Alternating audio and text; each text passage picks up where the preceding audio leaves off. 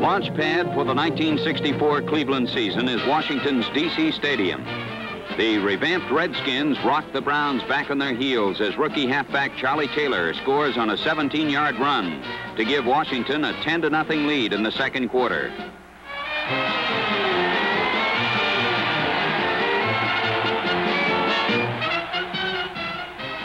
The Browns will have to come from behind, and they begin right here.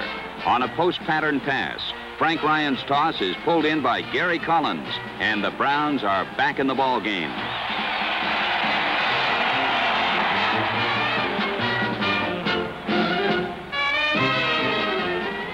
After forcing the Skins to punt, the Browns begin another march. A swing pass to Ernie Green goes for a gain of 19 yards.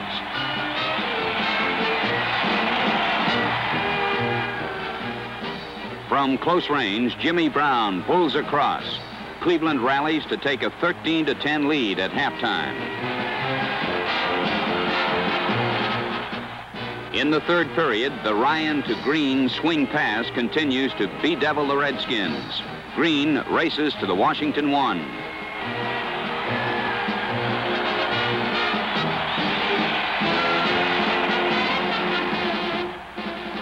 Battering Jim Brown provides the touchdown punch. It's 20-10, Cleveland leading.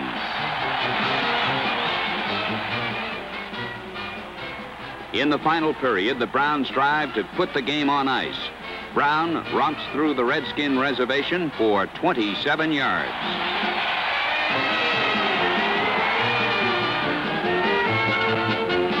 Ernie Green deposits the ball in the end zone. Final score, Cleveland 27, Washington 13.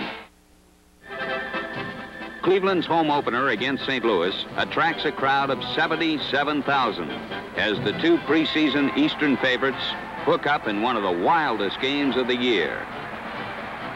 After intercepting a pass, the Cards score on their first scrimmage play.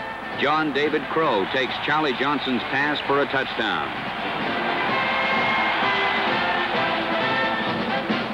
Jim Bakken kicks off for the Big Red. Walter the Flea Roberts, a scale-sized rookie from San Jose State, races back 60 yards as Cleveland retaliates with rapidity. Roberts returning the kick. Roberts' return sets up the first of 4 Lou Groza field goals, and the Browns are on the scoreboard. Groza's kick is good. In the second quarter, Ryan seeks out another Cleveland rookie. He's Paul Warfield, and the former Ohio State star tumbles in for his first touchdown as a pro to put the Browns on top 16-13. Coach Blanton Collier knows he has a live one in Warfield. Later, trailing 23-16 in the third period, the Browns are intent on the action. They like what they see here. Big Bill Glass creams Charlie Johnson, and Dick Mogilewski recovers his fumble. Frank Ryan gets the word from his topside advisors and sets out to put it to work. Following instructions to the T, Ryan whistles a pass to Collins, and before you can say touchdown, the game is tied. On the first play of the last period, the tie is shattered. Johnson spots Randall open, and this fine 50-yard maneuver gives St. Louis the upper hand. Cleveland storms back with Frank Ryan leading the attack. The motion is slowed, but there's nothing slow about Ryan's motion.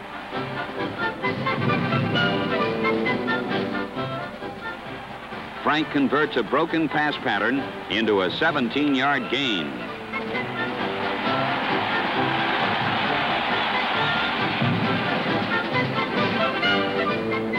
Lou Groza's fourth field goal makes him the first player in NFL history to score 1,000 points, and it narrows the St. Louis lead. With 88 seconds to play, fourth down, 19 yards to go, Ryan comes through with his most important completion of the year. Gary Collins grabs it, and it's goal to go.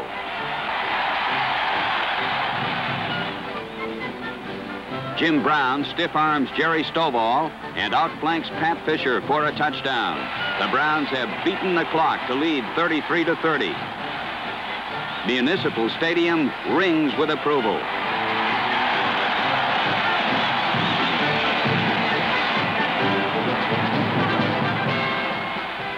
Just 7 seconds are left as Jim Bakken scores his 4th field goal of the game to cap a wild score-a-thon. The Browns' feelings are best illustrated by Lou Groza, but the tie is better than a loss. Franklin Field in Philadelphia bulges as a standing room crowd of 61,000 flock to see if the Eagles can derail the Cleveland Pennant Express. Quarterback Frank Ryan, enjoying the confidence of the Cleveland coaches, is off to the finest start of his 7-year career.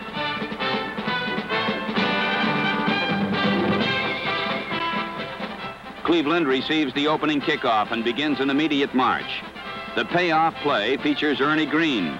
Green makes the Browns fans bright and Eagles fans blue as he sprints to a 37-yard touchdown. After 3 minutes of play, the Browns are in front by 7 points.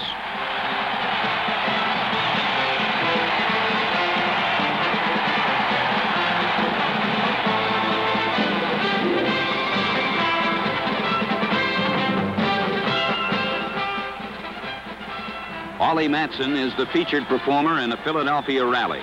The veteran NFL back breaks free on one of his famous runs to spark the Eagles to a 13-7 halftime advantage.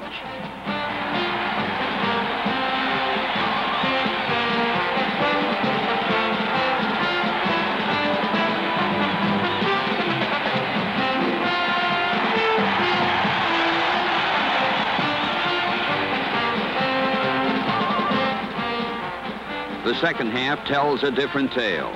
Ryan instigates a point parade with a scoring pass to Warfield. For the 3rd successive week, the Browns have had to come from behind, and they've done it. A few minutes later, Ryan comes right back with a 40-yard beauty to Jim Brown for a touchdown and a 21-13 lead.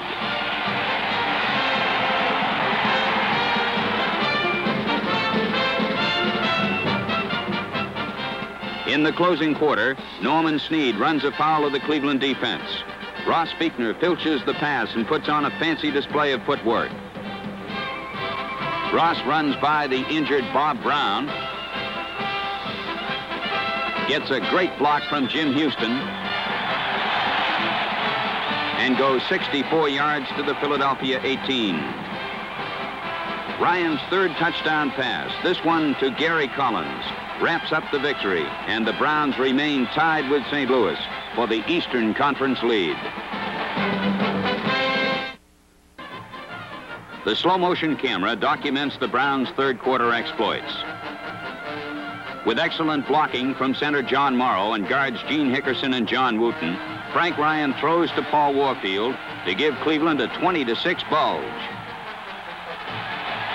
This is the first game in which the Browns have led all the way.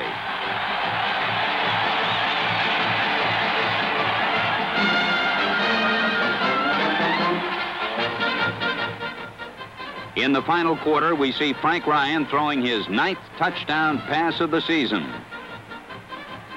Gary Collins shatters a Cleveland record by catching a touchdown pass in his 6th consecutive game to pace the Browns to a convincing 27-6 conquest.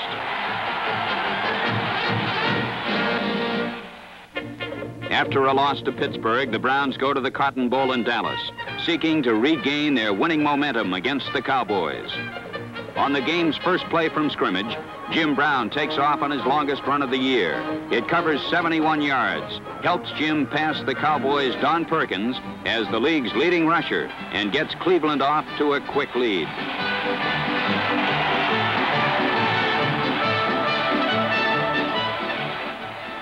It's 13-6 Cleveland in the 3rd quarter as Gary Collins punts for the Browns. Rookie Mel Renfro, the Dallas defensive dandy, returns 51 yards before Collins, the last man, stops him. Renfro's runback sets up a field goal as Dallas closes the gap. The Cowboys saddle up again, with Don Meredith pacing the attack. Frank Clark takes the pass, and Dallas takes the lead, 16-13.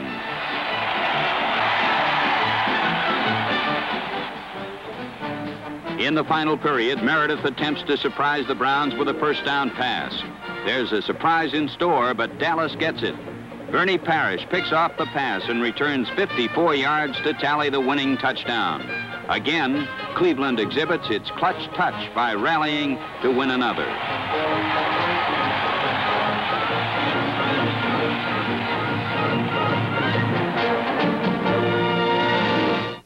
After dropping the squeaker to Green Bay, the Browns conclude their home season against Philadelphia. Another capacity crowd pushes attendance for 8 home dates to 633,000. Johnny Brewer, Cleveland's classy tight end, is ready for a big day.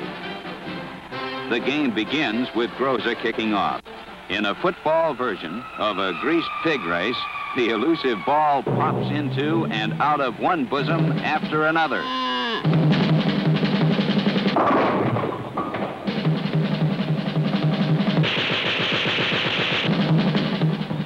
Roger Scholes finally recovers the Cleveland kickoff for a Cleveland touchdown.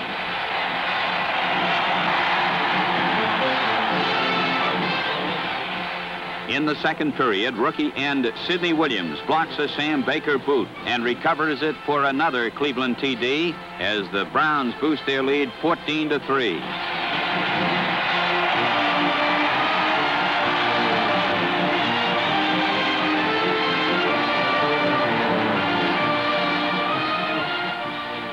Just 20 seconds later, we find King Hill passing for Philadelphia, but King is dethroned by Jim Houston. Big Jim makes like a scat back and goes all the way. The defense provides Cleveland with its entire first half point production.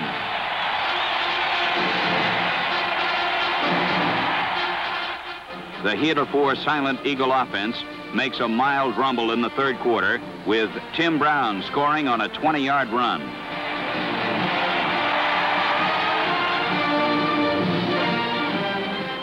Frank Ryan gets that touchdown right back as he passes to Johnny Brewer for a Cleveland counter.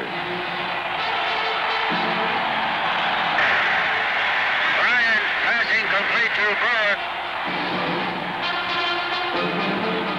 The Browns sweep the season series with Philadelphia as Ryan teams with Brewer again for a fourth quarter touchdown to cap a 38-24 Cleveland victory.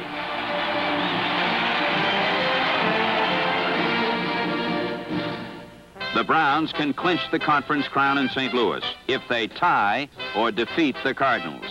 The Cards must win to retain even the remotest title hopes. 7-year defensive veteran Bill Glass hopes the Browns can win it here. In the opening period, things appear to favor the visitors. Charlie Johnson's pass is intercepted by Parrish. Bernie shuffles through the Cards, and Cleveland owns the ball at the St. Louis 32. A field goal from the 22 by Groza gives the Browns a 3-0 lead.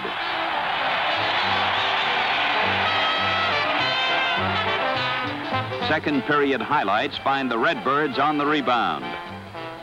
Charlie Johnson heaves. Joe Childress receives. And Cleveland grieves as St. Louis moves ahead.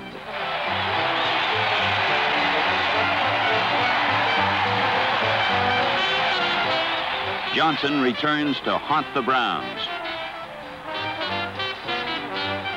Bobby Joe Conrad tucks in his touchdown toss, and at the half, the Browns are down 21-6.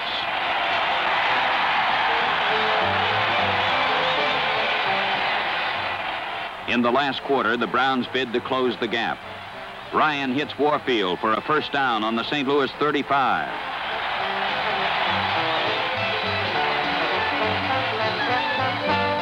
The final word in a losing effort belongs to the Browns. Frank Ryan gives the slip to the Cards and fires goalward. Ernie Green makes a remarkable catch, but the day belongs to the Cardinals, who keep their title hopes alive by upsetting the Browns 28-19.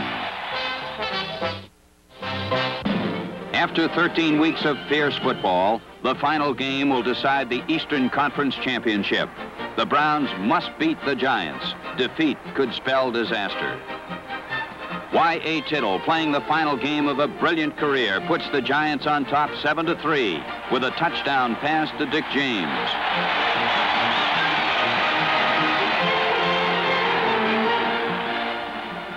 Frank Ryan engineers a Cleveland comeback. He ducks through the middle of the Giant line and just makes it into the end zone. It's a touchdown, and the Browns are in front 10-7.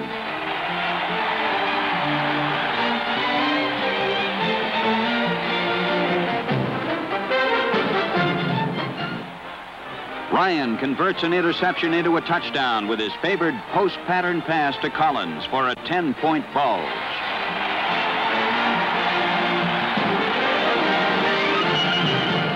Another interception returns the ball to the Browns, and Ryan returns to the air. Paul Warfield snatches the ball away from two New Yorkers, and at the half, the Browns have built a 24-7 lead.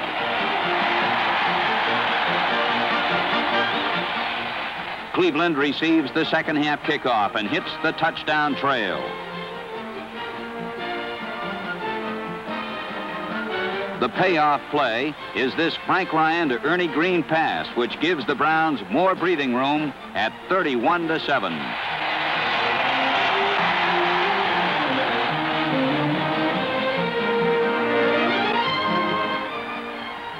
With 1,446 yards gained for the season, Jim Brown wins his 7th ground-gaining crown and starts still another Cleveland drive. Ryan's 5th touchdown pass of the game and his 25th of the year goes to Warfield, and Cleveland is home free.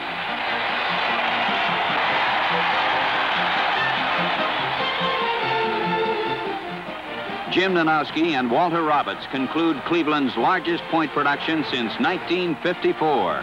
As the Browns inundate New York with 52 points to win their first conference championship since 1957. The 32nd National Football League championship game pits the Cleveland Browns against the Baltimore Colts. As Municipal Stadium is made ready for the historic battle, let's examine some facts. The Colts are the 3rd highest scoring team in league history. In 1964, they led the NFL in both scoring and total offense. The Browns may match Baltimore's offensive firepower, but still, they are overwhelming underdogs.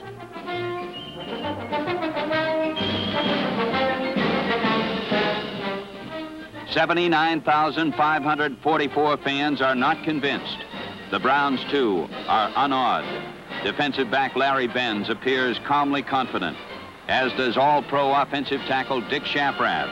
After all, upsets are not foreign to the NFL. Cleveland defense dominates the first half action. The slow-motion camera illustrates a high point in the first half. Baltimore's John Unitas throws a screen pass to Lenny Moore. Moore is well escorted by blockers. Cleveland linebacker Galen Fiss blows through the defenders and bowls over Moore like a 10-pin. The first half ends in a scoreless tie.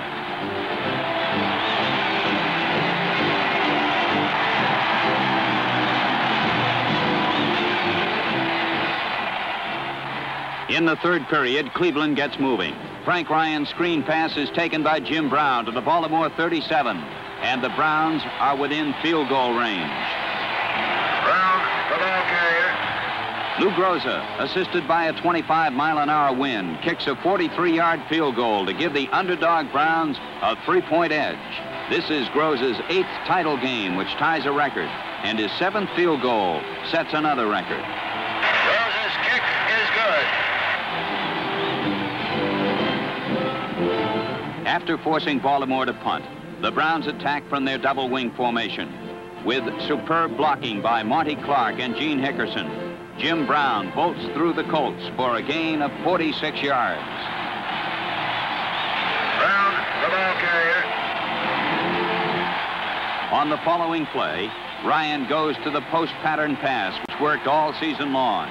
It works again, with Gary Collins making a touchdown reception to put the Browns on top by 10. Touchdown from Ryan to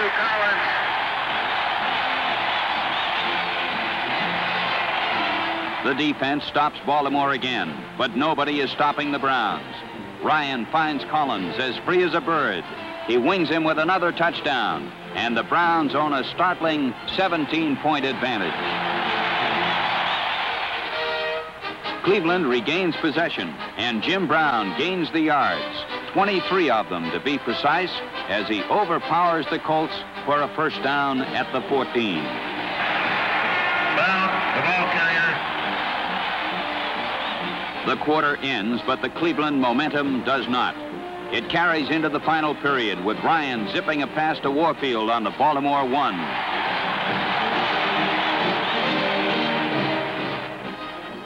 Jim Brown tries for the touchdown. The slow motion camera reveals cause for argument. The debate is Cleveland's only loss of the day, as the officials rule that Brown did not score.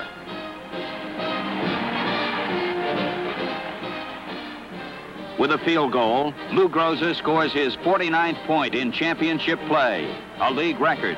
The Browns lead 20-0, and Cleveland is grateful. Groza's kick is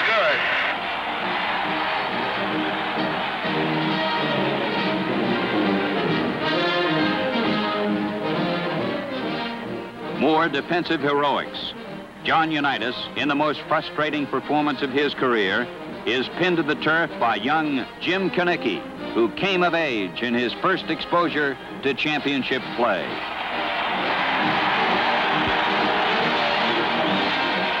The scene is set for the play of the day.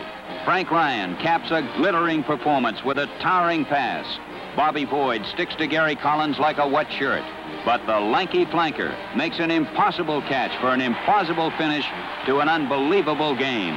The Browns have accomplished what the experts said could not be done.